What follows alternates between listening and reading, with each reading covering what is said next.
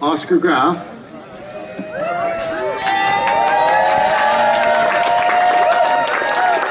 came to us, I'm just going to do this, came to us at a meeting and said, I'm not going to live forever, and if we are truly interested in carrying on the tradition of Blue Skies, then we're going to have to seriously consider what to do with the property. And Oscar said he would have the land appraised and offer it to the group at market value. And we talked about that for a while, because if you come to a Blue Skies meeting, you'll see that we talk about stuff a lot before we make our consensual decisions.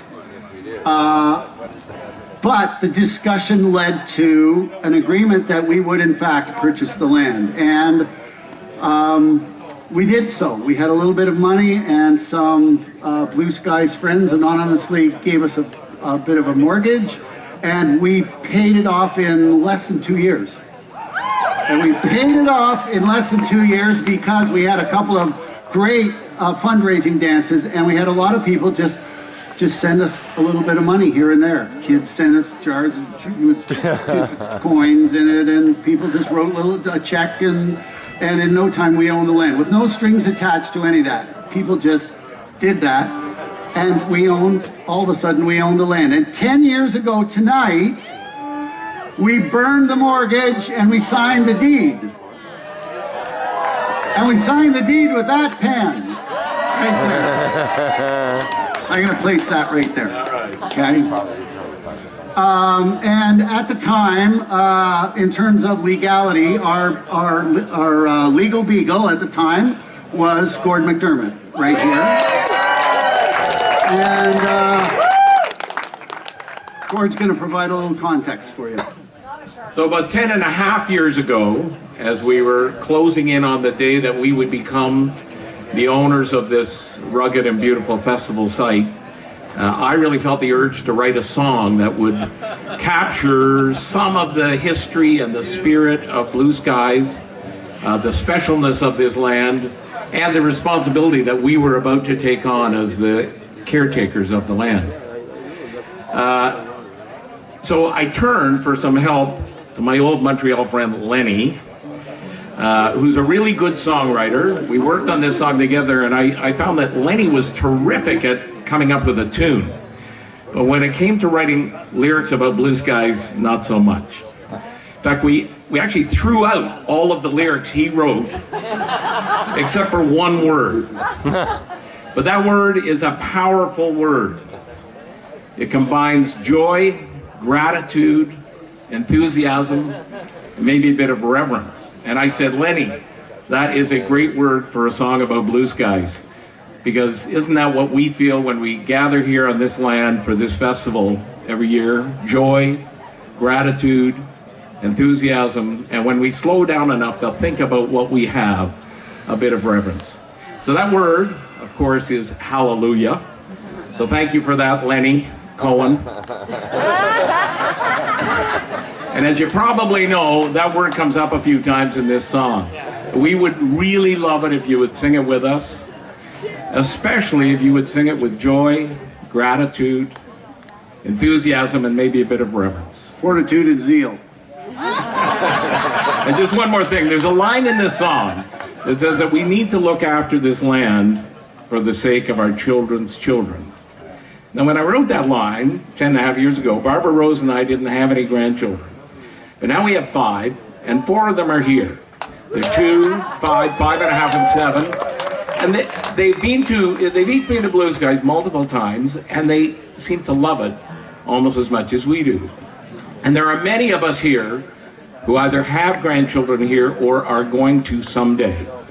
And I hope that we can commit to looking after this land and this festival for the sake of their children's children. Here we go. You ready? Ready?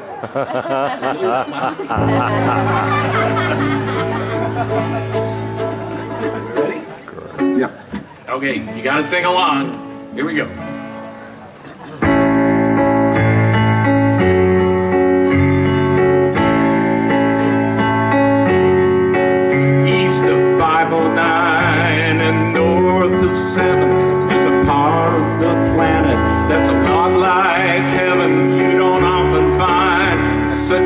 special place.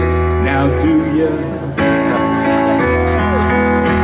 You got your ticket, you just can't wait. You can feel the magic when you see the gate and the thought in your head and your heart is hallelujah.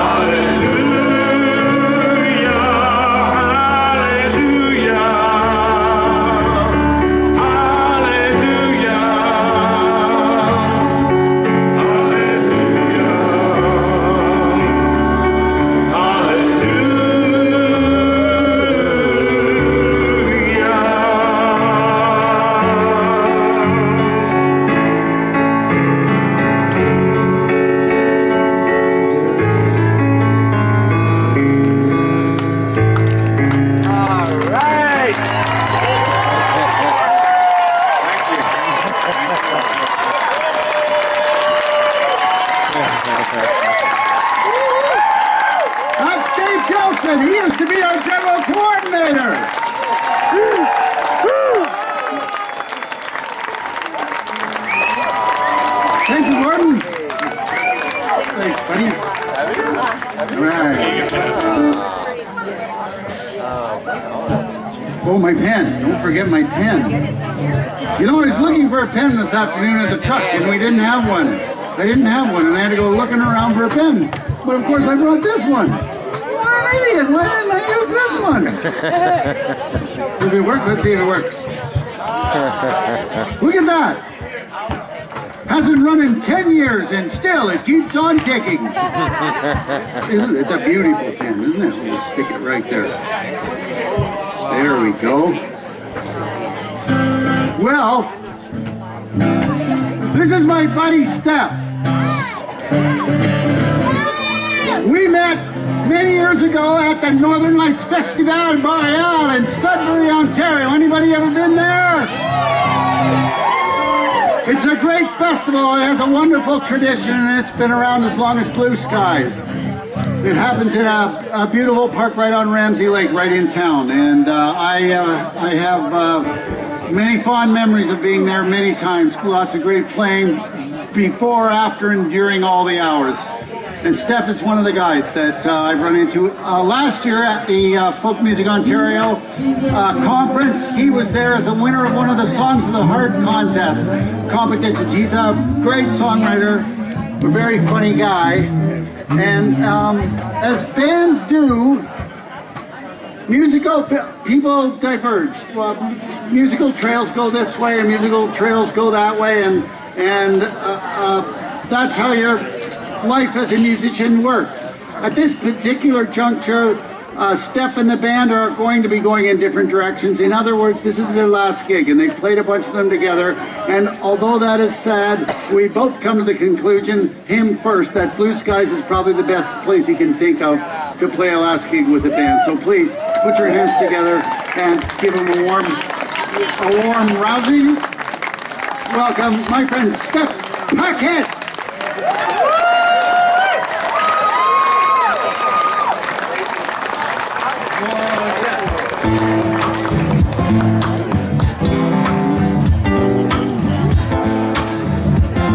Bonsoir, Blue Skies. Hello! Are you guys still there?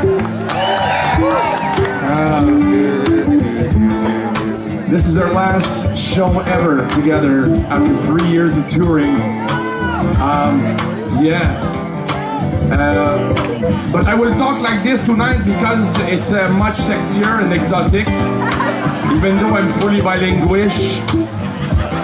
If I talk normal English, it'll go, but you sing in French, I don't get it. So this is how it will be, because not everyone is bilingual in the full tonight.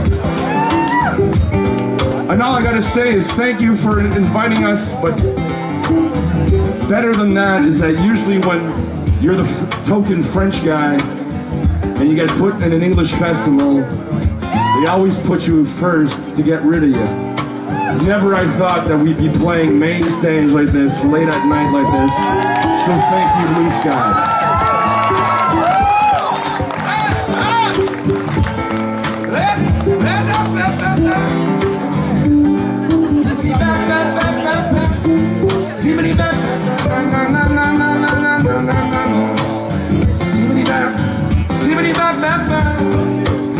Si j'étais le père de Cain et Abel, le bon frère et le fils d'Israël, Zeus, Lucifer et le Père Noël, Bruno, Luther King et Louis Riel, j'arrêterais de blâmer les saints du ciel. Si j'avais le visu de Guillaume Tell, la gueule et la grâce du pauvre humain, un autre genre de type Tour Eiffel, puis les coniques.